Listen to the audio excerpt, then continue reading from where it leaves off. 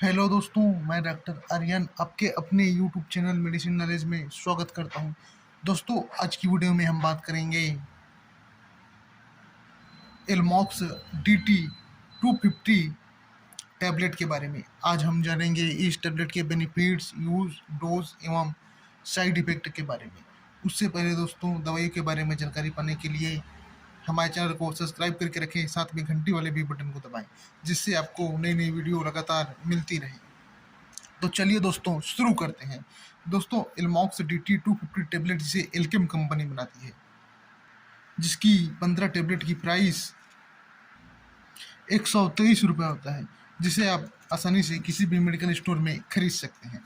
दोस्तों, इस टेबलेट के कंपोजिशन के बारे में बात करें तो इस टेबलेट के अंदर एमोक्सिसिलिन 250 mg की स्ट्रेंथ में अवेलेबल होता है।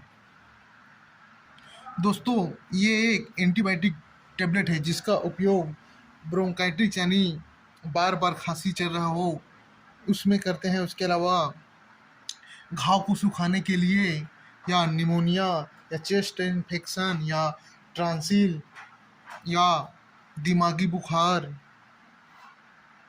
उसके अलावा लंग्स इन्फेक्शन, श्वास नली में सूजन या श्वास नली में इन्फेक्शन, उसके अलावा किसी जख्म चोट का घाव हो उसे भी सुखाने के लिए ये टेबलेट दिया जाता है। उसके अलावा दोस्तों,